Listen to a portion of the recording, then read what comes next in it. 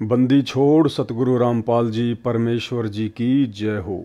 सभी भाई बहनों को पवन दास की तरफ से प्यार भरा सत साहिब। भाई और बहनों, आज 7 दिवसीय साध संगति का समापन है। आज हमारा ये 8वां वीडियो है और जब जब भूल पड़े पुस्तक के ऊपर आप जी ने जितने भी वीडियो देखे हैं, उम्मीद करता हूँ आप भाई बहनों को परम पूज्य परमेश्वर सतगुरु रामपाल जी के आशीर्वाद से बहुत कुछ भक्ति मार्ग पर आगे बढ़ने के लिए, अपनी मर्यादाओं को बनाए रखने के लिए समझ में आया होगा। अब ये इसका 8वां पार्ट है और 8वां जो पार्ट है वो विशेषकर मर्यादाओं को लेकर है। सबसे पहले परमात्मा ने जो खुला पाठ होता है, अखंड पाठ होता है, उसकी कुछ मर्यादाएं होती हैं। पाठ करते समय पाठी ने किन किन बातों का ध्यान रखना होता है, कैसी कैसी शुद्धता और स्वच्छता का ध्यान रखना होता है। हालांकि हमारे ये कोई विशेष काम की नहीं है, क्योंकि ना हम कोई पाठ करते हैं, ना हम पाठ करने के अधिकारी हैं, ना हमें गुरुदेव भगवान का आदेश प्राप्त है, इसलिए ये हमारे कोई विशेष काम की नहीं है। लेकिन एक चीज़ आप और हम भाई बहनों ने देखनी है। देखो, पाठ किया जाता है आदरणीय गरीबदास जी महाराज जी की वाणियों का, और भाई और बहनों, उसी आदरणीय गरीबदास जी महाराज जी की वाणियों से, सदग्रंथ साहिब से चुन चुन कर वाणियाँ सतगुरु रामपाल जी परमेश्वर जी ने आप और हमें तीनों समय की आरती के लिए एक नित्य नियम पुस्तक बना कर दी हैं। कहने का मतलब है, गरीबदास जी महाराज जी की वाणियों का जो 3 दिन का अखंड पाठ होता है, उस पाठ को करने में कितनी सावधानियां बरती जाती हैं, कितना ध्यान रखना पड़ता है हर बात का। तो आप और हम सभी भाई बहनों ने भी उन्हीं आदरणीय गरीबदास जी महाराज जी के सदग्रंथ साहिब से चुन चुन कर कबीर परमेश्वर सतगुरु रामपाल जी परमेश्वर जी के द्वारा निकाली गई वाणियाँ, जिनको नित्य नियम पुस्तक बनाकर आप और हमारे को नित्य नियम करने के लिए, रोजाना जिनका पाठ करने के लिए तीनों समय की आरती के रूप में दी गई है, आप और हम भाई बहनों ने भी उतनी ही सावधानी और स्वच्छता से उस नित्य नियम के गुटके को संभाल के रखना है। तीनों समय की आरती करते समय, उनका पाठ करते समय सावधानियां रखनी है, क्योंकि हम 13वें पंथ के पंथी हैं। परम पूज्य परमेश्वर सतगुरु रामपाल जी परमेश्वर जी के शिष्य और उनकी शिष्याएं हैं।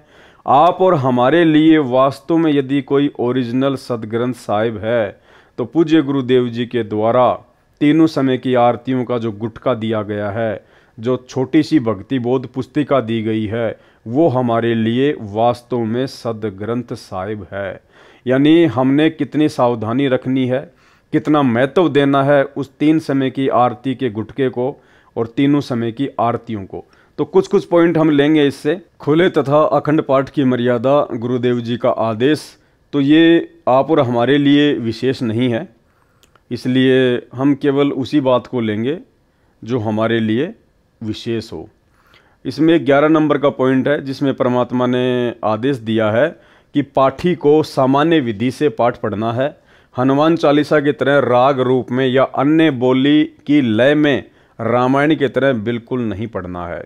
जबकि आप और हम सभी भाई बहन अच्छे से जानते हैं कि सतगुरुदेव भगवान की आवाज़ में आदरणीय गरीबदास जी महाराज जी की वाणियाँ जो 50 घंटे की हैं, जो आप सभी भाई बहनों के घरों में पाठ रूप में चल रही हैं, और सतलोक आश्रम मैनेजमेंट हरियाणा के द्वारा गुरुदेव भगवान की आवाज़ में उन आश्रमों में पाठ शुरू करने से पहले जो भगत अपने मुंह से बोलकर पाठ किया करते थे 3 दिन का, तो आप और हमें अच्छे से पता है कि किस प्रकार से वो लय में गाया करते थे, राग में गाया करते थे, भजन की तरह उसका पाठ किया करते थे। वाणियाँ उन भक्तों की यूट्यूब पर बहुत ज़्यादा शेयर की जाती थी।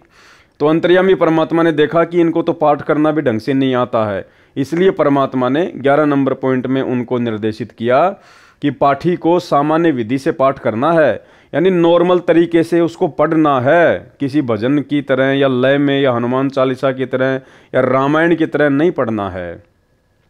पाठी को सामान्य विधि से पाठ पढ़ना है, हनुमान चालीसा की तरह राग रूप में या अन्य बोली की लय में रामायण की तरह बिल्कुल भी नहीं पढ़ना है। और भी बहुत सारे पॉइंट हैं। पाठ जो भी करेगा उसके लिए क्या नियम है।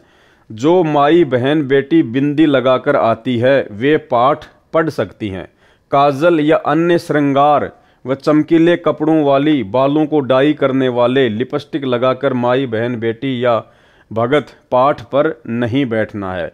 यानी परमात्मा ने बिल्कुल निर्देशित कर दिया है इस अखंड पाठ के माध्यम से। आप और हम भाई बहनों को शिक्षा केवल ये लेनी है 17 नंबर पॉइंट से कि अब हम सत्सेवक जो तीनों समय का पाठ करते हैं अपने घर पर, नित्य नियम, असुर निकंदन रमेणी और संध्या आरती, तो भाई और बहनों आपका वो तीनों समय का नित्य पाठ, वो तीनों समय की आरतियाँ उसी समय परमात्मा के चरणों में समर्पित होंगी। उसी समय आपकी तीनों समय की पाठ की वाणियाँ सही मानी जाएंगी जब आप इन नियमों का पालन करेंगे। यानी सतगुरु रामपाल जी भगवान के भगत बनने के बाद में यदि आप भक्ति बोध पुस्तक को हाथ में लेके पाठ करते हैं तो ध्यान रखना, एक तो आपने काजल बिल्कुल भी नहीं लगाना है। अन्य श्रृंगार का मतलब है किसी भी प्रकार का सोना चांदी या आर्टिफिशियल का गहना आपने नहीं पहनना है। चमकीले कपड़े बिल्कुल भी नहीं पहनने हैं। बालों को डाई बिल्कुल भी नहीं करना है। लिपस्टिक लगाकर माई बहन बेटी या भगत पाठ पर नहीं बैठ सकते। तो ये कुछ नियम बता दिए परमात्मा ने। अगर आप इन मर्यादाओं को तोड़कर अपने घर पर तीनों समय का पाठ नित्य नियम की पुस्तक से करते हैं तो आपका पाठ सतगुरु रामपाल जी भगवान को समर्पित नहीं माना जाएगा। सिर पर छज्जेदार टोपी पहनकर पाठ नहीं पढ़ सकते। यानी कोई भी भाई बहन जो है तीनों समय का जो नित्य नियम जो करता है अपने घर पर या कहीं भी, उसको टोपी पहनकर पाठ नहीं करना है। टोपी मतलब जिसके आगे छज्जा होता है, टोपी जिसको हम कहते हैं कैप, वो पहनकर उसने पाठ नहीं करना है। केवल सामान्य टोपा या टोपी पहनकर पाठ पढ़ सकते हैं। जिस प्रकार से हम सत्सेवक भाई बहन सफ़ेद कलर का एक कपड़ा अपने सिर पर बांधकर तीनों समय का पाठ करते हैं, तो परमात्मा कहते हैं कि आप जी इस प्रकार से केवल सामान्य टोपा या टोपी पहनकर पाठ पढ़ सकते हैं। रुमाला पहनना आवश्यक नहीं है। आगे देखिए, चवर सेवा 24 घंटे करना अनिवार्य नहीं है, कभी भी बंद कर सकते हैं जब वो पाठ किया जाए। और जो डाई करना नहीं त्याग सकते, जो अपने बालों में डाई करना नहीं त्याग सकते, उनको पाठ पर बैठने व चवर सेवा करने की कोई आज्ञा नहीं है। तो ध्यान रखना है हम सत्सेवक भाई बहनों ने, अपने बालों में डाई हमने बिल्कुल भी नहीं लगानी है, वरना आपका जो पाठ आपके घर पर चलता है वाणियाँ परमात्मा की, वो आपको संपूर्ण लाभ नहीं देंगी। कुछ बहनें या माताएं श्रृंगार लिपस्टिक लगाकर या काजल लगाकर आती हैं, उनको पाठ पर न बैठने दें। ये आदेश हैं गुरुदेव भगवान के। कुछ बहनें या माताएं श्रृंगार यानी सोने चांदी वगैरह पहन के आना, लिपस्टिक लगाना या काजल लगाकर आती हैं, उनको पाठ पर न बैठने दें, चवर सेवा भी न करने दें। ऐसी पाप आत्माओं को आश्रम में भी ना आने दो। नोट कर लो, ये सख्त आदेश है गुरुदेव के सतलोक आश्रम मैनेजमेंट हरियाणा को कि आश्रमों में जो पाठ चलता है उस पाठ में ऐसी पाप आत्माओं को तो एंट्री भी नहीं होनी चाहिए। लेकिन उसके बावजूद भी आपको सब पता है 90% हार श्रृंगार करने वाली माता बहनें ही सतलोक आश्रम मैनेजमेंट हरियाणा में उनके भंडारों में जाती हैं। इन लोगों को गुरुदेव भगवान के आदेश से कोई लेना देना नहीं है, इनको केवल ज्योति और पाठ का पैसा चाहिए। तो हम सत्सेवक भाई बहनों ने इस 25 नंबर के पॉइंट को आधार बनाकर अपने गुरुदेव के आदेश की पालना करनी है। हम सत्सेवक भाई बहनों ने ना कि 3 समय का पाठ करते समय, बल्कि अब हमने कभी भी अपने जीवन में इस प्रकार का आडंबर नहीं करना है। ना ये हार श्रृंगार करना है, ना कोई सोना चांदी पहनना है, ना लिपस्टिक लगाना है, ना काजल लगाना है। हमने किसी भी प्रकार का कोई भी आडंबर, जिस आडंबर से गुरुदेव भगवान बहुत नाराज होते हैं और उनके सख्त आदेश हैं, हमने अपने जीवन में इन आडंबरों को कोई जगह नहीं देनी है। तभी हमारा तीनों समय का पाठ जो है गुरुदेव भगवान के चरणों में समर्पित होगा। सतनाम प्राप्त को रोकना है। यदि आगे से ऐसा न करने का आश्वासन दे तो श्रृंगार उतार कर तथा काजल साफ करके आने दो। सारनाम प्राप्त को बिल्कुल कंसेशन नहीं है। सारनाम प्राप्त यदि सोना चांदी पहनेगा, हार श्रृंगार करेगा, काजल वगैरह लगाएगा, डाई लगाएगा, चमकीले भड़कीले कपड़े पहनेगा, तो परमात्मा कहते हैं उनको कोई छूट नहीं है, कोई कंसेशन नहीं है जिसको सारनाम प्राप्त है। काजल व श्रृंगार वाली तो चाहे कोई भी मंत्र प्राप्त है, पाठ पर नहीं बैठने देना है। तो हम सत्सेवकों ने भी ध्यान रखना है, कोई आडंबर हमने अपने घर पर नहीं करने हैं। भक्तजनों को निर्देश। अखंड पाठ में नियमों का पालन संबंधी जानकारी। यह अखंड पाठ हमारे भी कोई विशेष कोई काम का नहीं है। ये पाठ के दौरान सबसे अहम नियम, यानी सतलोक आश्रमों में जो पाठ प्रकाश होता है 3 दिन का, उसमें परमात्मा क्या कह रहे हैं? पाठ के दौरान सबसे अहम नियम, सबसे मुख्य नियम क्या है? नज़र नेक रखें, यानी आपको गंदी नज़र नहीं रखनी है। किसी भी माता बहन के ऊपर कोई गंदी नज़र नहीं रखनी है। मन में कोई दोष वगैरह नहीं होना चाहिए। नीयत साफ रखें, मन में दोष द्वेष न रखें, पक्षपात ना करें, परमात्मा से डरें, बहन बेटी माई को बुरी नज़र से न देखें, पाप को मन में जगह न दें। जबकि भाई और बहनों, ये सारे अवगुण सतलोक आश्रम मैनेजमेंट हरियाणा वालों में जो लोग पाठ प्रकाश पर बैठते हैं, उनमें कूट कूट कर भरे हैं, कूट कूट कर। तो आपका पाठ करवाना उन आश्रमों में कितना लाभदायक है, कितना आपको पुण्य मिलेगा, ये आप जी भली भांति परमात्मा के द्वारा बताए गए इस नियम से समझ सकते हैं।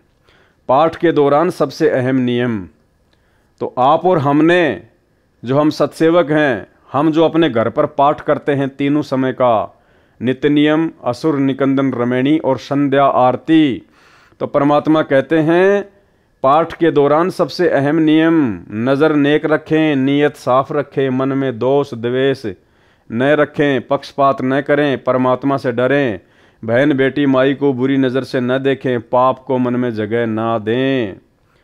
तो सतलोक आश्रम मैनेजमेंट हरियाणा से जुड़े हुए भाई बहन जो उन आश्रमों में पाठ करवाते हैं, तो भाई आप जी भली भांति इन लोगों के आचार विचार व्यवहार से ये 80 पेज का लेटर पढ़ के आपने देख लिया होगा इन नियमों के ऊपर ये लोग कितने खरे उतर रहे हैं।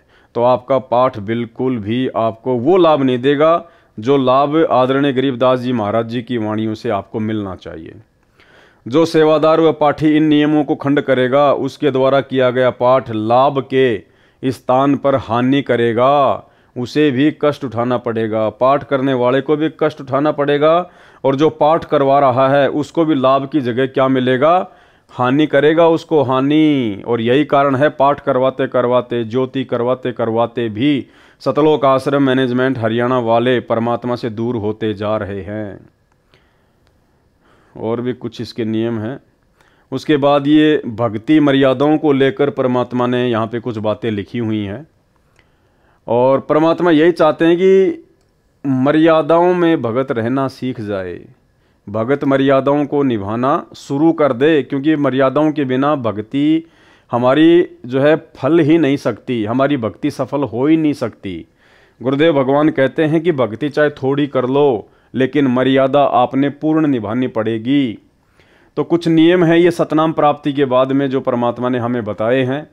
तो एक बार हम सभी भगत भाई बहन नियमों को रिपीट करेंगे, क्योंकि ये लास्ट का पार्ट चल रहा है, इसमें विशेषकर नियमों को लेकर ही परमात्मा ने जानकारी दी है।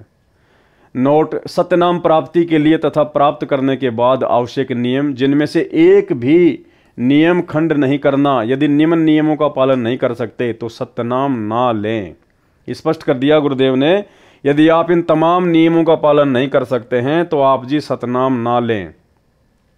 उपदेश प्राप्त पुण्य आत्माएं परमात्मा के मार्ग पर चलती हैं, वह परमात्मा प्राप्ति के लिए यात्रा प्रारंभ करती हैं। यात्री बहुत ही कम सामान लेकर यात्रा करता है, अधिक भार उठाकर यात्रा करना संभव नहीं होता। जो सांसारिक परंपराएं हैं वे व्यर्थ का भार हैं, जो भक्ति मार्ग में यात्रा में बाधक हैं। इसलिए इस भार से मुक्त होने के लिए निम्न नियमों का पालन करना अनिवार्य है। सबसे पहला नियम क्या बताया परमात्मा ने? किसी के पैर नहीं छूने और न ही दूसरे को छूने देना है। यदि अचानक या मना करने पर भी कोई पैर छू लेता है तो उस स्थिति में नामखंड नहीं होता। आपने किसी को बद्दुआ या आशीर्वाद नहीं देना है, न ही इच्छा करके किसी से आशीर्वाद लेना है। कोई आपके सिर पर आशीर्वाद के लिए हाथ रखे तो आपने मना करना है, फिर भी कोई हाथ रख देता है तो आपका उपदेश सुरक्षित है। यानी आपने जानबूझकर किसी से आशीर्वाद नहीं लेना है, अपने सिर पर हाथ नहीं रखवाना है। यदि फिर भी कोई जबरदस्ती रख देता है और आपके यदि अंदर से ऐसी कोई इच्छा नहीं है कि ये मुझे कोई आशीर्वाद दे, तो परमात्मा कहते हैं ऐसी स्थिति में फिर आपका नामखंड नहीं होता है। परंतु आपने आशीर्वाद व बद्दुआ बिल्कुल नहीं देनी है, क्योंकि आशीर्वाद देने से आपकी भक्ति कमाई नष्ट हो जाती है। जैसे एक पहिए की ट्यूब से दूसरे पहिए की ट्यूब में हवा डालने से आपकी गाड़ी खड़ी हो जाएगी, आपको हानि हो जाएगी। एक उपदेशी बहन ने अपने अनुपदेशी भाई को स्वस्थ होने का आशीर्वाद दे दिया। भाई तो स्वस्थ हो गया, परंतु बहन इतनी अस्वस्थ हुई कि 1 महीना अस्पताल में रही। पुनः उपदेश लिया, अपनी गलती की समायाचना करने पर ही वह स्वस्थ हो पाई। इसलिए सर्व से प्रार्थना है कि यह गलती ना करें। इसी प्रकार अन्य नियमों के खंड करने से आपकी राम नाम की गाड़ी में पंचर हो जाएगा, वह भी रुक जाएगी, अर्थात आप जी को हानि होगी। पूर्व समय में सती प्रथा एक परंपरा थी। जिस किसी का पति मर जाता था तो उसकी स्त्री को भी उसी मृत पति के साथ जिंदा जलाया जाता था, जो एक महाजालिम कर्म था। उस समय के मानव समाज ने उस कुरीति को मजबूरन मानना पड़ता था।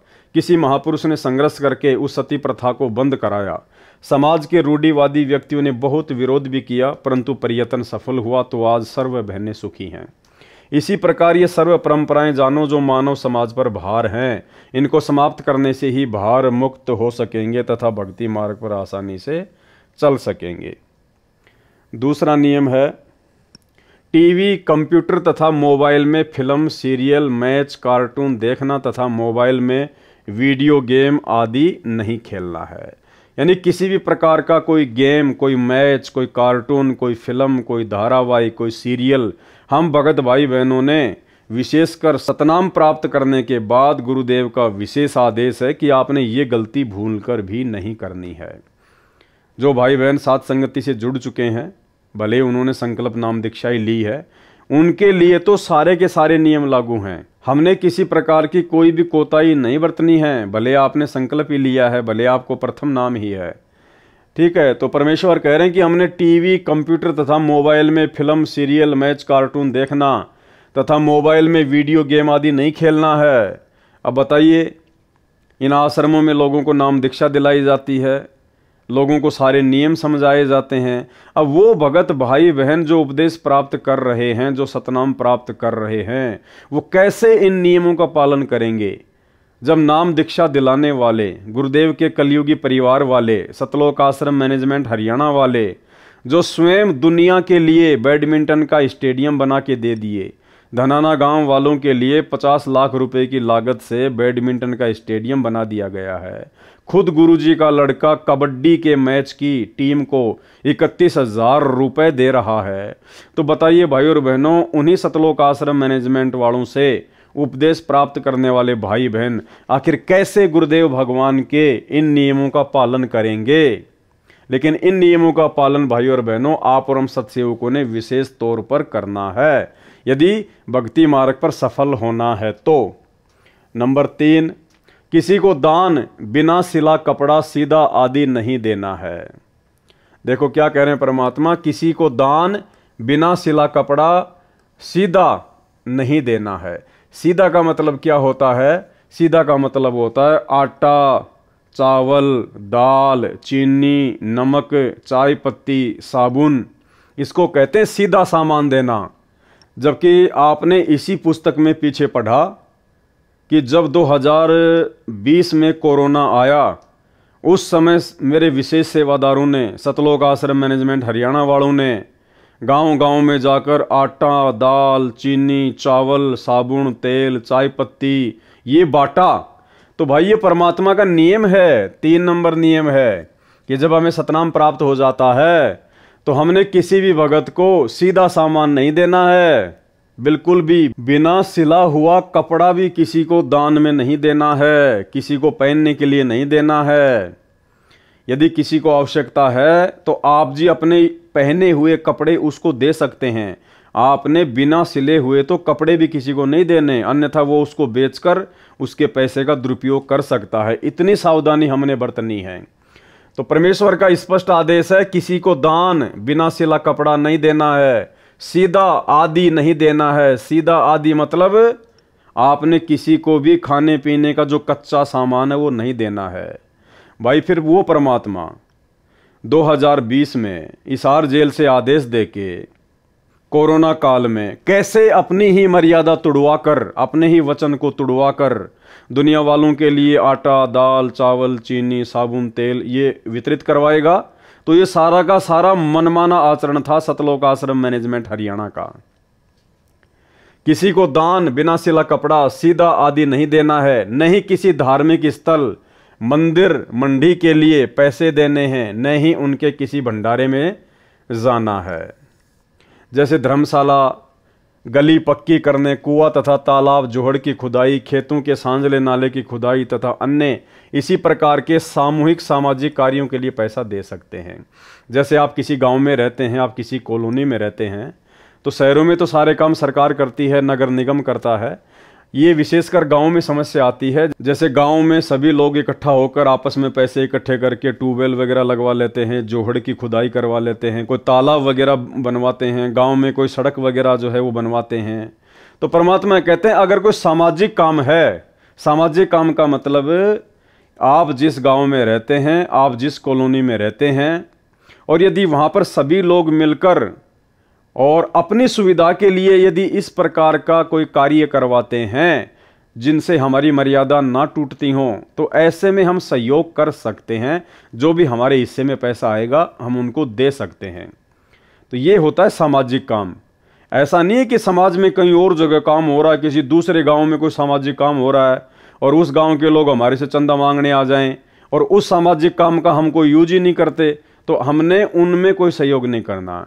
जिस कॉलोनी में, जिस गांव में हम रह रहे हैं और वहाँ के लोग यदि आपस में मिलकर सांझला कोई काम करते हैं, गांव वाले, जो पूरे गांव के काम आता है, जिसको हम भी यूज करते हैं, कोई नलका, कोई ट्यूबवेल, कोई पशुओं के पानी पिलाने के लिए तालाब वगैरह, जोहड़ वगैरह, और जैसे गांव में कोई ट्यूबवेल लगवाया, उसकी मोटर वगैरह जल गई, सभी लोग आपस में पैसा इकट्ठा करके नई ट्यूबवेल लेके आते हैं। तो ऐसी चीज़ों में हम सहयोग दे सकते हैं, ना कि किसी दूसरे गांव में हो रहे सामाजिक काम में सहयोग करना है, बिल्कुल भी नहीं।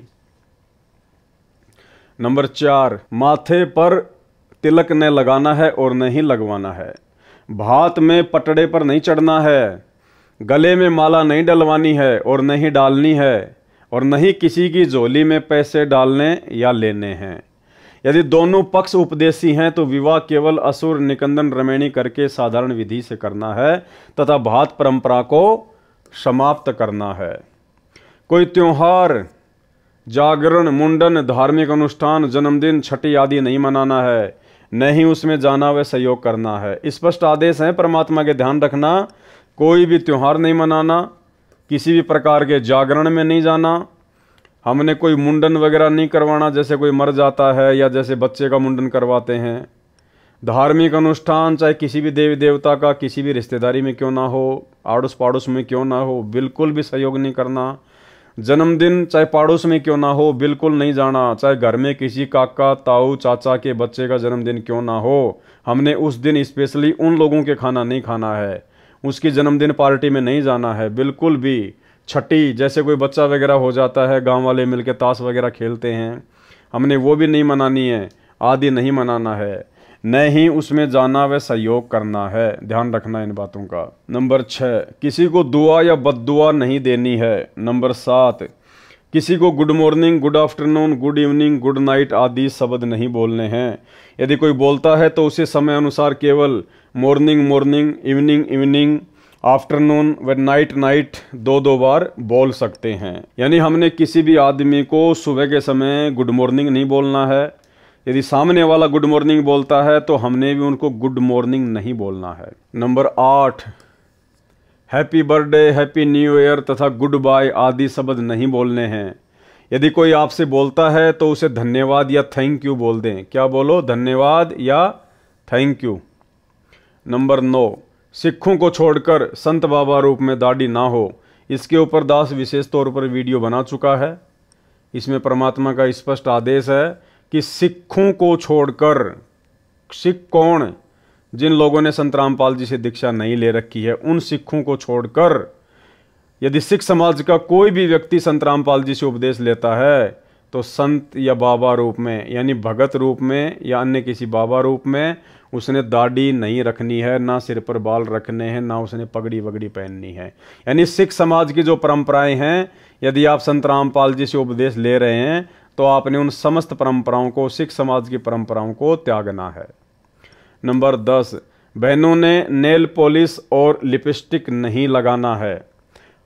नंबर 11, परफ्यूम तथा सेंट आदि नहीं लगाना है, यानी किसी भी प्रकार का हमने ये फालतू के चौचले वगैरह नहीं करने हैं। अपने आप को बिल्कुल सिंपल तरीके से रखना है। 12, विवाहित बहनें केवल सिंदूर या बिंदी में से एक चीज़ लगा सकती हैं।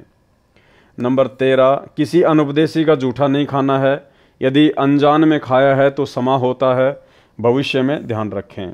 नंबर 14, हाथों पर मेहंदी नहीं लगानी है, किसी बीमारी के कारण लगा सकते हैं। हाथों में मेहंदी लगाने से नाम खंड होता है। सिर बालों में रंग, काली मेहंदी या डाई नहीं लगानी है। यदि आपको कोई प्रॉब्लम है, कोई दिक्कत है, डॉक्टर यदि आपको सर में मेहंदी लगाने की सलाह देता है ठंड के लिए, तो आप जी ठंड के लिए लगा सकती हैं। बाकी सफ़ेद बालों को काला करने के लिए या युवा दिखाई देने के लिए बिल्कुल भी हमने डाई का या मेहंदी का प्रयोग नहीं करना है। कहने का मतलब है साधु सोई जो सीधा चाल है, हमने किसी भी प्रकार का कोई आडंबर नहीं करना है। नंबर 15, शादी में जाते हैं तो पैसे, सगुन, वार फेरी, मुंह दिखाई पर पैसे नहीं देने हैं, यानी जो आडंबर लोग करते हैं वो हमने बिल्कुल भी नहीं करने हैं। विदाई के समय घर में नारियल नहीं फोड़ना है। कन्या विदाई के समय गाड़ी पर पानी डालना या सगुन के लिए धक्का लगाना अर्थात सगुन करना मना है। यानी जो भी आडंबर होते हैं परंपरागत शादी विवाह में, हमने बिल्कुल ध्यान भी नहीं देना उनकी तरफ, ना कोई सहयोग करना है। नंबर 16, किसी को किसी भी अवसर पर गिफ्ट देना मना है, यानी हमने कोई गिफ्ट वगैरह नहीं देना है। अगर कोई गिफ्ट दे तो कोशिश करनी है ना लो। अगर कोई पीछे से रख जाए या डाक या कोरियर द्वारा भेजे तो उसको रख लें। उनके उपलक्ष्य में कुछ रुपए दान आश्रम में कर दें। जब आपके गुरु आश्रम में हों उस समय कुछ रुपए, भाई क्या गिफ्ट लेके आया है, कितने रुपए का होगा, उसके उपलक्ष्य में कुछ रुपए आप जी अपने गुरु जी के हाथों में आश्रम में दान कर दें जब आपके गुरु आश्रम में हों। नंबर 17, परिवार में किसी की भी शादी हो तो परिवार के अन्य सदस्यों के लिए कपड़े आदि नहीं देने व नहीं लेने हैं, यानी हमने बिल्कुल भी लेन देन नहीं करना है, ना कपड़े का ना और किसी चीज़ का। कन्यादान रूप में कपड़े, गहने आदि नहीं देने हैं। रुपए भी इस उपलक्ष्य में देने हैं कि आपने वहाँ खाना खाया है, और बहन के घर जाते हैं तो इसी उद्देश्य से पैसे दे सकते हैं कि आपने वहाँ खाना खाया है या चाय आदि पी है। ये ध्यान रखें, यदि अधिक दान दे दिया तो आपकी बहन पर आपका ऋण न हो जाए तथा संस्कार ना जुड़ जाए, क्योंकि हम संस्कारवश यहाँ कालजाल में रह जाते हैं। यदि आप पैसा देना चाहें और बहन न लेवे तो दोनों ही भार मुक्त हो जाते हैं। यदि बहन, बुआ जी आदि उपदेशी हैं तो उनको चाहिए कि वह पैसा, रुपया, कपड़ा, आभूषण कदापि ना ले। प्यार से कहे कि आपने कह दिया, हमने मान लिया, ऐसे शिष्टाचार से मना करना है। 19 नंबर, स्कूल में गायत्री मंत्र बोलते समय ओम शब्द नहीं बोलना है, क्योंकि जिसे गायत्री मंत्र कहते हैं यह यजुर्वेद के अध्याय 36 का मंत्र 3 है। मूल पाठ में ओम मंत्र नहीं है। जो गायत्री मंत्र बोला जाता है ओम भूर्भुवस्सुवः, तो गुरुदेव कह रहे हैं कि शुरुआत में उसमें ओम मंत्र नहीं है, वो यजुर्वेद अध्याय 36 का मंत्र 3 है। मूल पाठ में ओम मंत्र नहीं है। वेद परमात्मा की अनूठी देन है, इसमें वृद्धि या कटौती करना परमात्मा का अपमान है, लाभ के स्थान पर हानि ही होती है। इसलिए इस मंत्र के साथ ओम नहीं बोलना है। यजुर्वेद के अध्याय 36 मंत्र 3 अर्थात कथित गायत्री मंत्र मात्र परमात्मा की महिमा का एक मंत्र है। इसे पढ़ने से परमात्मा के गुणों का ज्ञान होता है।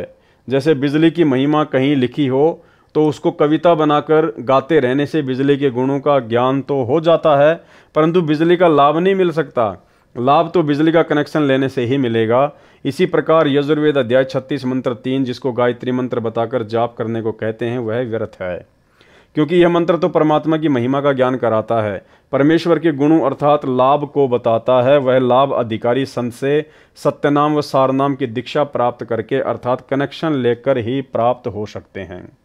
यजुर्वेद अध्याय 36 मंत्र 3 अर्थात गायत्री मंत्र की आवृत्ति करने से नहीं, फिर भी कोई अज्ञानी व्यक्ति विद्यार्थियों को विवश करे तो ओम शब्द का उच्चारण न करें। स्कूल में यदि आपके बच्चों को गायत्री मंत्र बोलने के लिए विवश किया जाता है तो अपने बच्चों को बता दें कि बेटा शुरू में ओम मत बोलना, बाकी आगे का मंत्र बोल लिया कर। गायत्री मंत्र का भूर्भुवस्व से ही उच्चारण प्रारंभ करें। ओम एक अक्षर को न लगाएं। अध्यापकों को चाहिए कि यजुर्वेद अध्याय 36 मंत्र 3 की अपेक्षा संत गरीबदास जी महाराज जी की वाणी से मंगलाचरण विद्यार्थियों से बुलवाएं। गायत्री मंत्र से कई गुना लाभ होता है, परंतु सतनाम तथा सारनाम बिना सब व्यर्थ है। नंबर 20, मुर्दे के अंतिम संस्कार में लकड़ी डाल सकते हैं, कंधे पर या अन्य साधन द्वारा शव को ले जा सकते हैं। 21, मुर्दे पर एक से अधिक कफन नहीं डालना है। यदि आपसे पहले किसी ने कफन डाल रखा है तो आपने कफन नहीं डालना है, क्योंकि कफन केवल एक ही होता है। अगर पहले कफन डाल रखा है फिर किसी ने एक से अधिक ज़्यादा कफन डाला है तो नाम खंड होता है। नंबर 22, शादी में खाना खा सकते हैं, ये मानकर पैसे दे सकते हैं कि आपने यहाँ भोजन खाया है। नंबर 23, यदि दोनों पक्ष उपदेशी हैं तो पीलिया देना, छुचक देना बंद करना है। एक पक्ष अनुपदेशी है तो केवल 2-2 जोड़ी कपड़े केवल जच्चा व बच्चे को देने हैं। नंबर 24, नौकरी पर ऑफिस में जब कोई रिटायर होता है तो ऑफिस में सभी आपस में पैसे इकट्ठे करके उसे गिफ्ट तथा पार्टी देते हैं। ऐसा कर सकते हैं, इसमें थोड़ा बहुत दे सकते हैं, लेकिन उपदेशी ने कतई नहीं लेना है। 25, घर में जब बहन आती है तो उसे कपड़े व पैसे नहीं देने हैं। अगर बहन या बेटी अनुपदेशी है तो बहुत कम 1 या 2 जोड़ी कपड़े दे सकते हैं। बच्चों के लिए खाने पीने का सामान भी दे सकते हैं। और अगर जब बहन के घर जाते हैं तो साथ में बच्चों के लिए फल मिठाई आदि लेकर जा सकते हैं। 26, स्कूल में विदाई पार्टी के समय बच्चे पैसे दे सकते हैं। 27, यदि गौशाला की कमेटी रजिस्टर्ड है तो रुपए दे सकते हैं। यदि रजिस्टर्ड नहीं है तो चारा आदि दे सकते हैं। 28, शादी की मिठाई कोई घर में लेकर आए तो और कुछ शादी के नाम के कार्ड के साथ मिठाई लाते हैं तो हृदय से मना करें। फिर भी कोई रख जाए तो खा सकते हैं। उसके बदले में कुछ रुपए आश्रम में दान कर दें, आप पर भार नहीं रहेगा। उपदेशी भगत ने समाज में किसी के विवाह में भी भोजन खा रखा है, उसके लिए विवाह के दिन से कुछ दिन बाद मिठाई व भोजन करवा सकते हैं। यह छूट केवल एक बार है, आगे से विवाह में मिठाई बनाने की परंपरा बंद है। सामान्य भोजन बनाएं। नंबर 29, भगत भाई आपस में उधार सामान एक दूसरे से ले सकते हैं, और अगर आपस में एक दूसरे के घर आते जाते हैं तो बच्चों के लिए खाने पीने का सामान ले जा सकते हैं। नंबर 30, भाई या बहन की आर्थिक स्थिति कमज़ोर हो तो आर्थिक या अन्य मदद उधार रूप में कर सकते हैं। बहन को चाहिए कि उस पैसे को लौटाएं जिससे उस पर भार नहीं बनेगा। यदि बहन या भाई धन लौटाने में असमर्थ है तो भाई कभी बहन पर तथा बहन भाई पर पैसे लौटाने का दबाव ना बनाए। 31, लड़की की शादी में माता पिता अपनी लड़की को 4 जोड़ी कपड़े दे सकते हैं, पैसे नहीं। अगर लड़के की शादी में लड़की वाले बगैर नाम वाले हैं और वो अगर ज़बरदस्ती अपनी लड़की को कुछ देना चाहें तो इसी प्रकार लड़की की शादी में लड़के वाले अनुपदेशी कुछ मांग करें तो स्पष्ट मना कर दें, बिल्कुल नहीं लेना देना है। 32, जिन लड़कियों का विवाह होता है वे जिन कपड़ों को पहनकर विवाह मंडप अर्थात रमणी में बैठे उन्हीं कपड़ों में अपनी ससुराल जाए, अन्य पोशाक न बदले। किन्हीं परिस्थितियों में बदलने पड़े, जैसे मिट्टी लग जाए, गीली हो जाए या अन्य कारण से खराब हो जाए तो बदल सकते हैं, अन्यथा नहीं। सुनने में आया है कि कुछ बहनें रमणी में विवाह के समय सामान्य पोशाक पहनती हैं, बाद में तड़क भड़क वाली पोशाक पहनकर ससुराल जाती हैं। वह मर्यादाओं के विरुद्ध है। विवाह के समय जैसी भी नई या पुरानी पोशाक पहन रखी है उसी को पहनकर ससुराल में जाएं, अन्य या उपरोक्त परिस्थितियों में पोशाक बदली जा सकती है। नंबर 33, आपके द्वार पर कोई भिक्षुक आता है या कहीं बाजार में आपसे कोई भिक्षा मांगता है तो उसे पैसे ना दें, खाना खिला दें। यदि उसको वस्त्र की आवश्यकता है तो वस्त्र बिना सिला न दें, पुराना या नया सिला हुआ कपड़ा दें। कंबल चादर भी पुराना दें, नहीं तो अधिकतर भिक्षुक शराबी कबाबी हैं, नए कपड़ों को बेचकर शराब आदि नशीली वस्तुओं का प्रयोग करते हैं, वह दोष दान करने वाले को भी लगेगा। एक श्रद्धालु ने कहा कि ये अच्छा सा नहीं लगता कि भिक्षुक को रुपए न दें, आत्मा नहीं मानती। उसके लिए उत्तर, एक उदाहरण यह है कि एक भद्र पुरुष ने एक भिखारी को 100 रुपये की भिक्षा दी। पहले वह भिक्षुक पाव शराब पीता था, अपनी पत्नी व परिवार को परेशान करता था। उस दिन 100 रुपये प्राप्त होने के कारण उस भिखारी ने आधा बोतल शराब पी ली। शराब के नशे में अपनी पत्नी को पीट डाला। उस भिखारी की पत्नी ने बच्चों समेत आत्महत्या कर ली। उस जेंटलमैन के 100 रुपए के दान ने एक परिवार को उजाड़ दिया। इसका दोष दानकर्ता को है। गीता में लिखा है कि कुपात्र को किया दान लाभ के स्थान पर हानि ही करता है। कबीर परमेश्वर जी भी कहते हैं, गुरु बिन माला फेरते, गुरु बिन देते दान, गुरु बिन दोनों निष्फल है, चाहे पूछो वेद पुराण। नंबर 34, किसी भी नियम के खंडित हो जाने पर आपको परमेश्वर जी से मिलने वाला लाभ बंद हो जाएगा। जैसे बिजली का कनेक्शन कट जाने पर सर्व लाभ बंद हो जाते हैं, जो कार्य बिजली से होने थे वे रुक जाते हैं। इसी प्रकार परमात्मा की शक्ति से जो आपको तथा आपके परिवार को लाभ मिलना था वह रुक जाता है। एक बहन ने बताया कि उसके पति ने दीक्षा भी ले रखी है, किसी भी नियम का पालन नहीं करता। इसी प्रकार एक भगत ने अपनी पत्नी की शिकायत की, उसके विषय में यह जाने कि उनका नाम खंडित हो चुका है। ऐसे व्यक्तियों का कोई भयंकर पाप कर्म है। नाम खंडित होने पर वह पाप कर्म अपना प्रभाव करके हानि करेगा। जब तक मर्यादा में रहकर भक्ति करते हैं तो वह पाप कर्म हानि नहीं कर सकता। एक बहन ने ऐसे ही नाम खंडित कर रखा था। कुछ वर्षों के बाद उसकी जीभ में कैंसर का रोग हो गया। उस बहन से पूछा कि अब क्या आपको टीवी देखना, लिपस्टिक लगाना अच्छा लगता है? उसने रोते हुए कहा, नहीं। इसी प्रकार परिवार व शरीर में हानि से बचने के लिए तथा परमात्मा से लाभ प्राप्त करके मोक्ष प्राप्ति के लिए मर्यादा में रहें, अन्यथा पाप कर्म आपको नुकसान कर देगा। इसलिए सर्व पुण्यात्माओं से पुनः निवेदन है कि सर्व नियमों का विधिवत पालन करके मानव जीवन को सफल बनाएं तथा पूर्ण मोक्ष प्राप्त करके सदा सुखी बने। ये ध्यान रखना भाई और बहनों, आगे काम आएगा। यानी सतगुरु रामपाल जी भगवान हमें जो उनके आध्यात्मिक नियम हैं, जो भक्ति के नियम हैं, परमात्मा ने 34-35 नियम हमारे को बता दिए। इनमें कोई छूट नहीं है, कोई कंसेशन नहीं है। और स्पष्ट तौर पर परमात्मा कह रहे हैं कि इसलिए सर्व पुण्यात्माओं से पुनः निवेदन है कि सर्व नियमों का विधिवत पालन करके मानव जीवन को सफल बनाएं तथा पूर्ण मोक्ष प्राप्त करके सदा सुखी बने, सतलोक में निवास करें। यानी नियमों में कोई छूट किसी भी प्रकार की किसी के लिए भी नहीं होगी। जो विद्यार्थी शिक्षा समय में मौज मस्ती करते हैं वे शिक्षा से वंचित रह जाते हैं, आजीवन कष्ट उठाते हैं। जो शिक्षा के समय में मौज मस्ती न करके लगन से शिक्षा पूरी कर जाते हैं तो उनको विद्यालय में किए प्रयत्न का फल बाहर क्षेत्र में नौकरी द्वारा प्राप्त होता है। इसी प्रकार सर्व मानव परमात्मा प्राप्ति के विद्यालय में विद्यार्थी यानी भगत हैं। जो भगत मौज मस्ती करते हैं, भक्ति तथा नियमों का पालन न करके अन्य प्राणियों के शरीरों में घोर कष्ट उठाएंगे। जो लगन के साथ मर्यादा में रहकर परमेश्वर कबीर जी की भक्ति साधना जगत गुरु संत रामपाल जी महाराज से प्राप्त करके आजीवन करते रहेंगे, उनको सतलोक में सर्व सुविधाएं प्राप्त होंगी। वहाँ वृद्ध अवस्था नहीं है, मृत्यु भी नहीं होती, ऐसा ही जीवन है। नर नारी व परिवार है, वह कभी मृत्यु को प्राप्त नहीं होता। इसलिए सत्य भक्ति करके अपना जीवन सफल बनाएं, जिस सत्य भक्ति से आपको यहाँ भी सर्व आवश्यक सुख सुविधाएं प्राप्त होंगी तथा पूर्ण मोक्ष भी मिलेगा। अब एक चीज ध्यान रखना भाई और बहनों, ये इस पुस्तक के लास्ट में जो ये नियम वगैरह लिखे गए हैं ये सतगुरु रामपाल जी परमेश्वर जी ने नहीं लिखे हैं, क्योंकि पुस्तक सतलोक आश्रम मैनेजमेंट हरियाणा वालों ने छपवाई है और बाद में इन्होंने नियम खुद लिखे हैं। ये सतनाम प्राप्ति के बाद में जो 34 नियम है ये सतलोक आश्रम मैनेजमेंट हरियाणा वालों ने खुद इस पुस्तक में लिखे हैं और नियम वही हैं जो सतगुरु रामपाल जी भगवान हमें देते हैं, यानी कोई छूट नहीं किसी भी प्रकार की। तो पहले तो इन लोगों ने ये 34-35 नियम लिख दिए सारे के सारे। अब उसके बाद में ये क्या लिख रहे हैं, विशेष छूट, समाज में स्थान बनाने के लिए विशेष छूट दी जाती है। संत रामपाल दास का निवेदन दिनांक 17 फरवरी 2018 से लागू। अब ध्यान रखना भाई और बहनों, ऊपर परमात्मा ने हमारे को सतनाम के 34 नियम बता दिए। उसमें परमात्मा कह रहे हैं कि इन नियमों का यदि आप विधिवत पालन करोगे, यानी प्रत्येक नियम का पालन करोगे तो ही आपका जन्म मरण का रोग कटेगा, आपको परमात्मा से मिलने वाला लाभ मिलेगा, अन्यथा नहीं मिलेगा। अब फिर वो परमात्मा समाज में विशेष स्थान बनाने के लिए कैसे छूट देगा नियमों में? ये देखिए इसी पुस्तक में लिखा हुआ ये विशेष छूट समाज में स्थान बनाने के लिए। अरे हमने अभी भी समाज वालों से ही भाईचारा निभाना है क्या?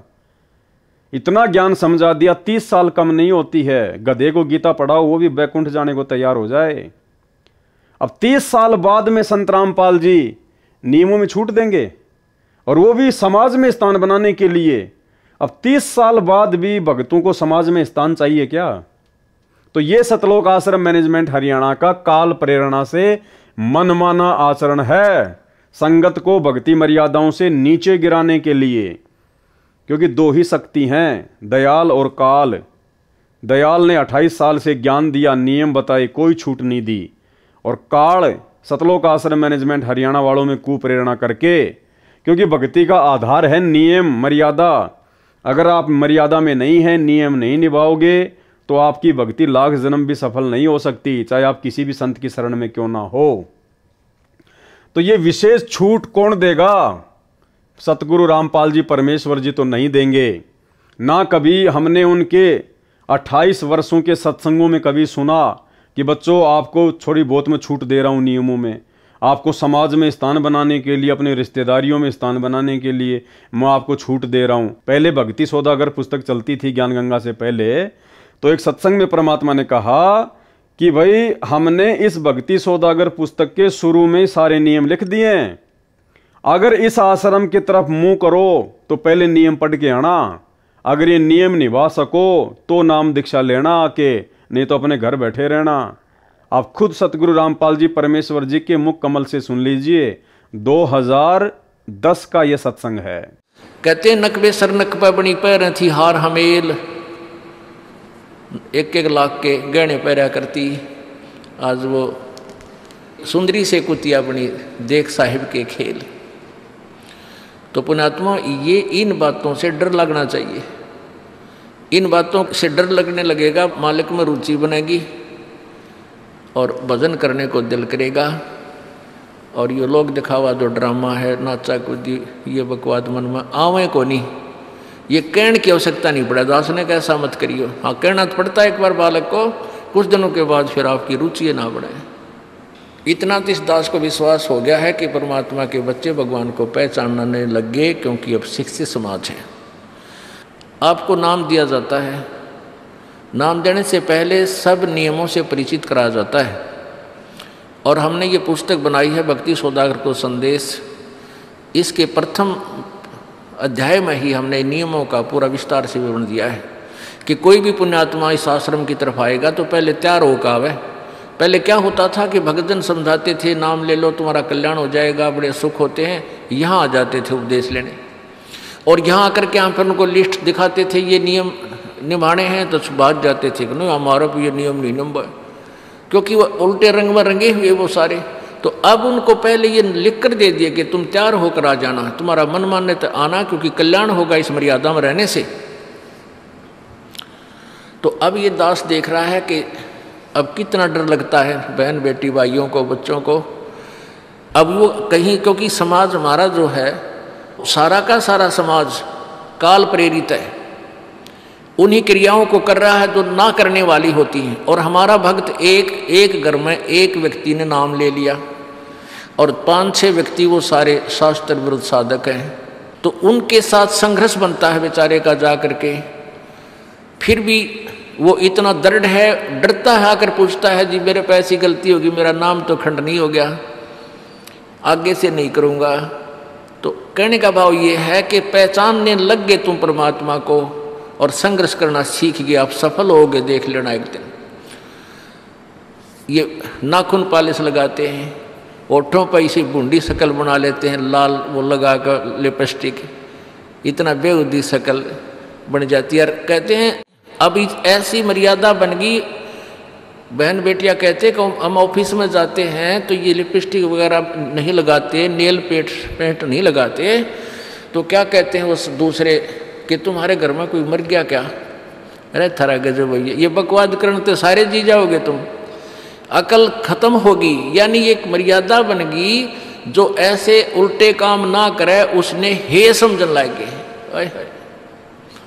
निरंजन धन तेरा दरबार जहाँ तनिक नहीं न्याय विचार, सारे उल्टे काम में राजी रहे। लेकिन हमारी बेटियां अब संघर्ष करती हैं कि हाँ उनको ज्ञान हो गया, वो तो बालक हैं, कुछ भी कह सकती हैं।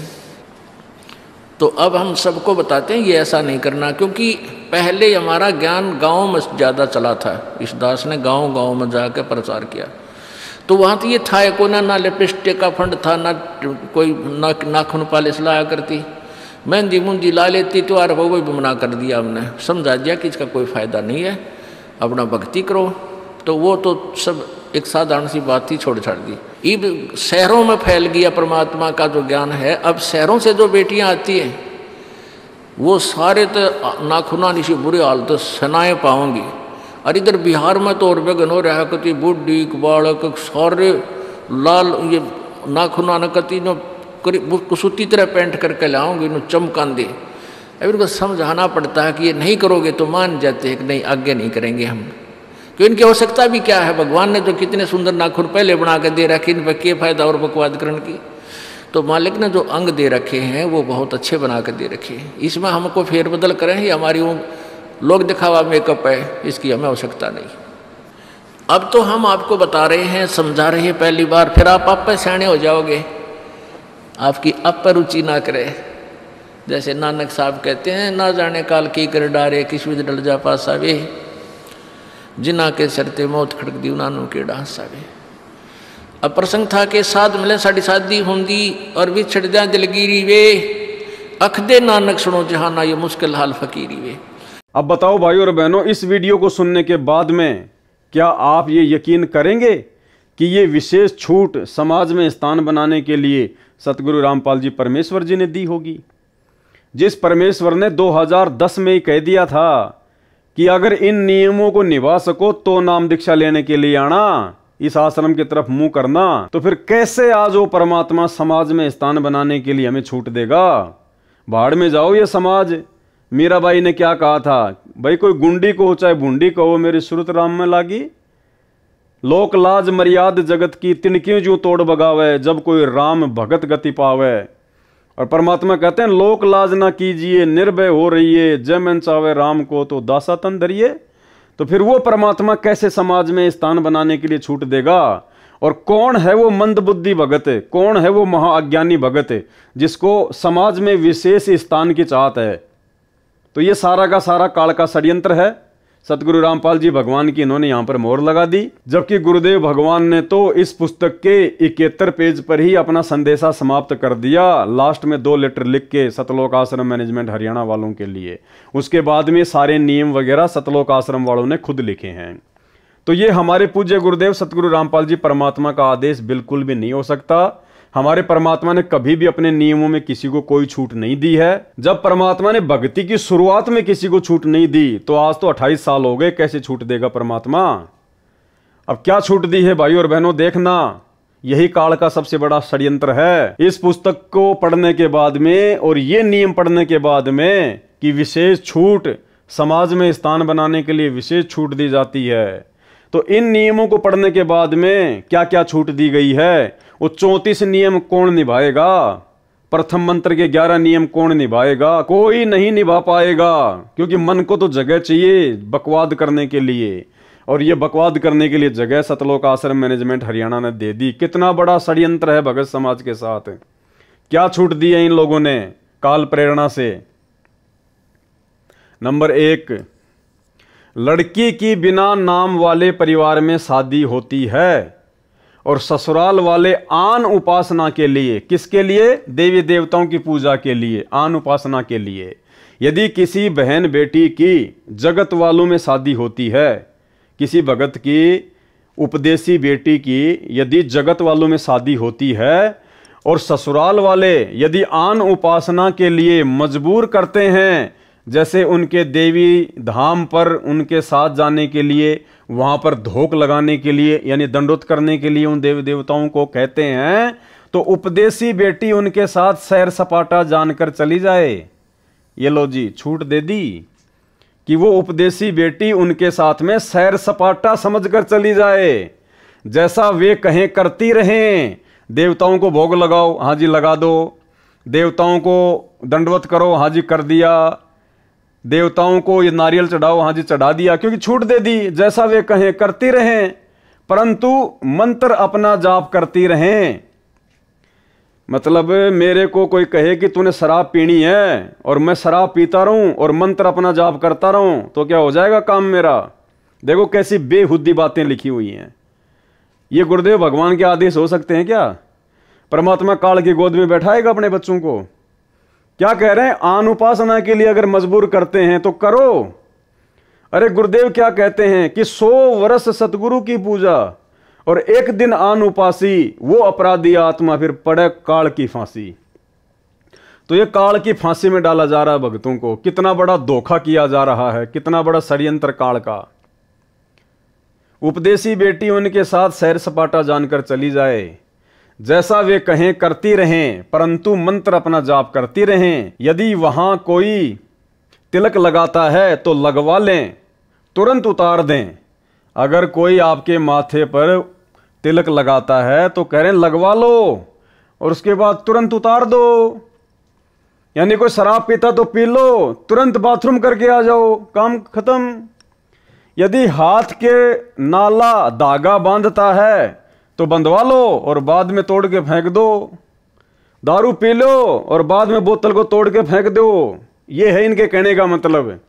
तो ये है नंबर 1 टोटल काल का षड्यंत्र, भक्तों की मर्यादा तुड़वाने का षड्यंत्र। इसलिए दास कह रहा है भाई और बहनों, सतलोक आश्रम मैनेजमेंट हरियाणा पूरी तरह से काल का मुख्य एजेंट है धरती पर। पूरी तरह से काल प्रेरित है भक्तों को बर्बाद करने के लिए, भक्तों की भक्ति का सत्यानाश करवाने के लिए काल ने इन लोगों को स्पेशली नीचे उतार रखा है संत रामपाल जी के पंथ में। तो अब आप खुद विचार कर लेना इस 1 नंबर के घटिया नियम को पढ़कर। नंबर 2 क्या छूट दी है? यदि किसी त्योहार पर भोजन बनाने के लिए कहें तो बना दें, उसे खा भी लें, परंतु भोग वाला ना खाएं। यदि भोग लगाकर सब भोजन में मिलाते हैं तो उसे ना खाएं, अपना भोजन अलग निकालें या भिन्न बना लें। नंबर 3, भात के समय यदि किसी उपदेशी को जाना पड़े तो पटड़े पर चढ़ने से बचें। यदि मजबूरी है तो कोई बात नहीं। जबकि सतनाम के नियम में गुरुजी स्पष्ट कह रहे हैं कि आपने भात में पटड़े पर नहीं चढ़ना है, तिलक नहीं लगवाना है, माला नहीं डलवानी है। और यहां क्या छूट दे दी गई? भात के समय यदि किसी उपदेशी को जाना पड़े तो पटड़े पर चढ़ने से बचें। यदि मजबूरी है तो कोई बात नहीं। ये लो जी, अब बताओ, नहीं करना है और कर भी लो, नहीं करना है और कर भी लो, फिर वो 34 नियमों का मतलब क्या रह गया? उन 34 नियमों में तो स्पष्ट रूप से मना कर दिया गया और यहां छूट दे दी गई, तो फिर वो 34 नियमों का मतलब क्या रह गया फिर? नंबर 4, यदि कोई माला डालता है तो उसे हाथ में पकड़ लें, यदि डाल दी जाए तो तुरंत निकाल लें। नंबर 5, यदि किसी अधिकारी या राजपद प्राप्त भगत को कोई उद्घाटन रस्म करनी पड़े तो अनिच्छा से एक ड्रामा समझकर करें। नंबर 6, यदि सरकारी कर्मचारी या अधिकारी का या प्राइवेट नौकर को या पुत्र वधू या पत्नी को निषेध वस्तु लेने के लिए आदेश होता है तो बचें। निषेध वस्तु यानी शराब, मांस, बीड़ी, गुटखा। किन किन को? यदि सरकारी कर्मचारी, कोई सरकारी नौकरी करता हो, कोई चपड़ासी हो, कोई बाबू हो या कोई और कोई नौकर हो, अधिकारी का या प्राइवेट नौकर को या पुत्र वधू व पत्नी को निषेध वस्तु लेने के लिए आदेश होता है तो बचें। यदि मजबूरी है तो ला सकता है। देखो, अगर आपके घर में आपका ससुर अनुपदेशी है और आप उसकी जो है पुत्र वधू हैं, और आपका ससुर या आपका जो पति है वो शराबी है, वो आपको अगर शराब लाने के लिए कहे, आपका बाप अनुपदेशी आपको कहे कि बेटा जा दारू की बोतल लेके आ, नहीं तो घर में नहीं रहने दूंगा, तो क्या कह रहे हैं सतलोक आश्रम मैनेजमेंट हरियाणा वाले? यदि मजबूरी हो तो ला सकता है, जैसे शराब, सिगरेट लाने, मांस बनाने, फौज में या होटल में या कहीं नौकर को व विवाहित बहनों को सास ससुर पति आदि आदेश दें तो मजबूरी मानकर दुखी मन से परमात्मा से क्षमा मांग कर करें। भाई मर्यादा रैंक आ गई। आप जहां नौकरी कर रहे हैं वो भी शराब ला के दे सकते हैं, बीड़ी ला के दे सकते हैं, मांस बना के दे सकते हैं। आपके घर में आपका पति, आपका ससुर अनुपदेशी है, आपको मांस बनाने के लिए कहता है बना दो, शराब लाने के लिए कहता है ला दो, उसका पैक बनाने के लिए कहता तो उसका पैक बना दो, गुटखा बीड़ी लाने के लिए गए तो ला दो। अरे फिर मर्यादा रह कहां गई भाई? क्या मतलब फिर भक्ति का? फिर क्यों नियम दिए संत रामपाल जी ने? क्यों इतना वो प्रयत्न कर रहे हैं 30 साल से? अगर ये सारे कुक्रम करने हैं तो फिर नियम देने की जरूरत क्या पड़ गई थी गुरुजी को? तो ये सारा का सारा आपकी आंखों के सामने भाई और बहनों, कितना बड़ा षड्यंत्र इस 80 पेज के लेटर में। आप भाई बहनों की मर्यादा तुड़वाने के लिए यानी परमात्मा ने जो कहना था इस 80 पेज के लेटर में पिछले 7 वीडियो में आप भाई बहनों को अच्छे से समझवा दिया। उसके बाद देखो लास्ट में काल का षड्यंत्र, यानी कोई 5 किलो देसी घी का हलवा बनाए और उसमें फिर 1 मुट्ठी बालू रेत की डाल दे। वो काम सतलोक आश्रम मैनेजमेंट हरियाणा ने ये विशेष छूट दे के नियमों में बाद में कर दिया। क्या आपने कभी अपने गुरुदेव के मुख से सुना, किसी भी सत्संग में सुना कि बच्चों आपको नियमों में छूट दी जा रही है? तो देख लो आपकी आंखों के सामने है भाई और बहनों। यानी आप बीड़ी भी ला सकते हैं, सिगरेट भी ला सकते हैं, मांस भी पका सकते हैं, देवी देवताओं को धोख लगा सकते हैं, भोग लगा सकते हैं, कोई नियम मर्यादा नहीं है, कुछ भी कर सकते हैं आप, जैसे दूसरे पंथों में चलता है वो काम हो गया। इसलिए दास कह रहा है इन आश्रमों में केवल इन लोगों को पैसा चाहिए ज्योति पाठ का, भगत जाओ भाड़ में, भक्ति जाओ भाड़ में, मर्यादा जाओ भाड़ में। ये हैं काल के एजेंट। एक बार दोबारा पढ़ लो। यदि सरकारी कर्मचारी या अधिकारी का या प्राइवेट नौकर को या पुत्र वधू व पत्नी को निषेध वस्तु लेने के लिए आदेश होता है तो बचें। यदि मजबूरी हो तो ला सकता है, जैसे शराब, सिगरेट लाने, मांस बनाने, फौज में या होटल में या कहीं नौकरों को, विवाहित बहनों को सास ससुर पति आदि आदेश दें तो मजबूरी मानकर दुखी मन से परमात्मा से क्षमा मांगकर करें। कुछ दिन में परमात्मा अड़चन समाप्त कर देगा। भाई मर्यादा टूटेगी, उसको काल उठा ले जाएगा तो हो गई समस्या समाप्त। फिर पहले उनको मना करें कि मैं ये पाप नहीं कर सकता, फिर भी जोर दें तो कहें कि इसका पाप आपको लगेगा, कहकर कर दें। यानी आपको कोई जबरदस्ती दारू पिलाने का प्रयास करे तो पहले तो मना करो और उसके बाद में लेके गिलास लगा के मुंह के गट गट पी के बोल दो कि तेरे को पाप लगेगा। बताओ ये कोई जायज बात है कोई? अरे फिर संघर्ष क्या है? फिर 28 साल से गुरुजी ने इतना ज्ञान क्यों दिया? फिर जब ये काम करने थे तो मजबूर तो काल करेगा। इसलिए भाई और बहनों, सतलोक आश्रम मैनेजमेंट हरियाणा वालों को, माता बहनों को कोई कहीं दिक्कत नहीं है, क्योंकि सब इन्हीं नियमों पे चलते हैं। इसलिए ना उनका कोई घर में कोई संघर्ष है, ना उनका समाज में कोई संघर्ष है, क्योंकि आश्रम में आते हैं तो वो भगत बन जाती हैं, भगतमती बन जाती हैं। जब अपने गांव वापस जाती हैं, अपने समाज में वापस जाती हैं, रिश्तेदारियों में जाती हैं, तो वहां पे वो जगत वाली की तरह बन जाती हैं। वो जैसा कहते हैं वैसा वो करने लग जाती हैं। तो उनको संघर्ष करने की आवश्यकता नहीं है। ये संघर्ष तो सत्सेवक कर रहे हैं, सत्सेवक है। इसलिए दास कहता है कि भाई केवल सत्सेवक ही परमात्मा के हीरे मोती लाल हैं, बाकी सब काल के जीव हैं, काल के जीव। तो बताओ कोई मर्यादा बची नहीं, फिर भक्ति क्यों कर रहे हैं भाई? भक्ति सफल होगी कैसे? अरे डॉक्टर ने आपके कैंसर का ऑपरेशन कर दिया और कैंसर के रोगी को डॉक्टर ने कह दिया भैया तेरे को मीठा बिल्कुल भी नहीं खाना, तेरे लिए जहर समान है, ध्यान रखना इस बात का। और फिर डॉक्टर नीचे लिख दे कि विशेष छूट, अगर कोई तुझे दबाव दे तो तू मीठा खा लेना। तो बताओ वो डॉक्टर है क्या? वो डॉक्टर हो सकता है क्या? वो मरीज का वो हितैषी हो सकता है क्या? जब कैंसर के ऑपरेशन के बाद में उसने नियम दे दिया कि मीठा नहीं खाना भाई, नहीं तो मरेगा। एक तरफ तो ये कह रहा है और नीचे फिर कह रहा है विशेष छूट दे रहा हूं मैं तेरे को, खा लेना मीठा, कोई दिक्कत नहीं है। तो फिर क्या मतलब फिर नियम का? तो ऊपर तो सतगुरु रामपाल जी परमेश्वर जी ने जो नियम बताने थे वो उन्होंने बता दिए अपने फाइनल, और सतलोक आश्रम मैनेजमेंट हरियाणा हमारे को छूट दे रहा है। तो ये हमारा दुश्मन है, ये मैनेजमेंट है, ये काल का एजेंट है, काल प्रेरणा से हो रहा है सारा काम ये। नंबर 7, यदि सैनिक या सिपाही को गोली मारने का आदेश होता है तो मना ना करे, क्योंकि वह दोष आदेश करने वाले को लगता है। उसकी नौकरी यही है, रण में शहीद हुए सैनिक व सिपाही को स्वर्ग प्राप्ति होती है। भैया हम संत रामपाल जी के भगत हैं, हमारे को स्वर्ग नहीं चाहिए, हमारे को सतलोक चाहिए। तो गोली मारने वाला कहाँ जाएगा? स्वर्ग में जाएगा। और दूसरी बात भैया, जब राजा इब्राहिम सुल्तान को ज्ञान हुआ ना तो उसने अपना राज्य त्याग दिया था, राज्य कि मुझे तो भक्ति करनी है, बाढ़ में जाओ, ये इंद्र जैसा राज्य। हाँ भाई 30-40 हज़ार की नौकरी के लिए खाली स्वर्ग में जाओगे क्या? ये आप लोग स्वयं सोच लेना। नंबर 8, विशेष परिस्थिति में बालों में रंग कर सकते हैं। देखो जी, हर प्रकार की छूट दे दी। ऊपर तो गुरुजी कह रहे हैं कि जो डाई करता है उसको तो पाठ पे भी मत बैठने दो, जो बालों में मेहंदी लगाता है उनको तो आश्रम में एंट्री भी मत दो। और यहां क्या कहा जा रहा है, विशेष परिस्थिति में बालों में रंग कर सकते हैं, हर्बल वाला यानी आयुर्वेद वाला। नंबर 9, कई बेटियों बहनों को बिगड़ी परिस्थितियों में कार्यालय में लिपस्टिक लगाने के लिए मजबूर किया जाता है। उनके लिए छूट दी जाती है कि कार्यालय में जाते समय लगा लें, पहन लें तथा छुट्टी के बाद तुरंत उतार दें। कोशिश करें न लगाएं तो अच्छा है, ये स्वास्थ्य के लिए भी हानिकारक है।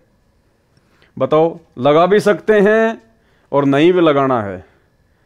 और ये ऑफिस में कार्यालयों में काम करने वाली बहन बेटियों के लिए जो उपदेशी हैं, उसी सत्संग में सतगुरु रामपाल जी भगवान ने कह रखा है कि हमारी बेटियां संघर्ष करती हैं। इन लोगों की तरह सतगुरु रामपाल जी भगवान ने छूट नहीं दी अपने सत्संग में उनको कभी कि भाई आप जिस भी ऑफिस या कार्यालय में काम करती हो तो आप जी लिपस्टिक लगा लिया करो और जब शाम को वापस आओ तो उतार दिया करो। नहीं, गुरुजी ने कहा कि हमारी बहन बेटियां संघर्ष करने लग गई। उनको पता नहीं तरह तरह की बातें बोली जाती हैं, लेकिन वो किसी की बात पे ध्यान नहीं देती। गुरुजी ने कभी छूट नहीं दी। ये नाखून पालिश लगाते हैं, ओठों पर इसी बूंदी शक्ल बना लेते हैं, लाल वो लगा कर लिपस्टिक, इतना बेहुदी शक्ल बन जाती है। कहते हैं अब ऐसी मर्यादा बन गई, बहन बेटियां कहते हैं कि हम ऑफिस में जाते हैं तो ये लिपस्टिक वगैरह नहीं लगाते, नेल पेंट नहीं लगाते, तो क्या कहते हैं उस दूसरे कि तुम्हारे घर में कोई मर गया क्या? अरे थरा गजब भैया, ये बकवाद करने तो सारे जी जाओगे तुम, अकल खत्म होगी। यानी एक मर्यादा बन गई, जो ऐसे उल्टे काम ना करे उसने हे समझन लागे। निरंजन धन तेरा दरबार जहाँ तनिक नहीं न्याय विचार, सारे उल्टे काम में राजी रहे। लेकिन हमारी बेटियां अब संघर्ष करती हैं कि हाँ उनको ज्ञान हो गया, वो तो बालक हैं, कुछ भी कह सकती हैं। तो भाई और बहनों, ये छूट कौन दे रहा है? काल प्रेरणा। यही तो है खेल सारा का सारा यहाँ पे, दयाल का और काल का। तो समझो भाई और बहनों इस पूरे के पूरे काल चक्कर को। देखो, परमात्मा ने कोई कसर नहीं छोड़ी हमारे को 30 साल से अनमोल भक्ति ज्ञान देने में। आज जेल में बैठ के भी परमात्मा हर पल हमारे को मर्यादाओं का ही पाठ पढ़ा रहा है। बार बार हिसार जेल से जो विशेष संदेश आ रहे हैं, परमात्मा मर्यादाओं को लेकर ही हमारे को सख्त कर रहा है कि बच्चों, अगर मर्यादा नहीं है तो चाहे आपको सार नाम मिल जाए, चाहे सार शब्द मिल जाए, चाहे प्रथम नाम मिल जाए, आपकी भक्ति कभी सफल हो ही नहीं सकती। और मर्यादाओं में कोई कंसेशन नहीं है, कोई छूट नहीं है। तो ये छूट कौन दे रहा है? सतलोक आश्रम मैनेजमेंट हरियाणा। तो सतलोक आश्रम मैनेजमेंट हरियाणा आपका दोस्त है या आपका दुश्मन है? तो भाई और बहनों विचार कर लेना, बाद में ये मौका नहीं मिलेगा।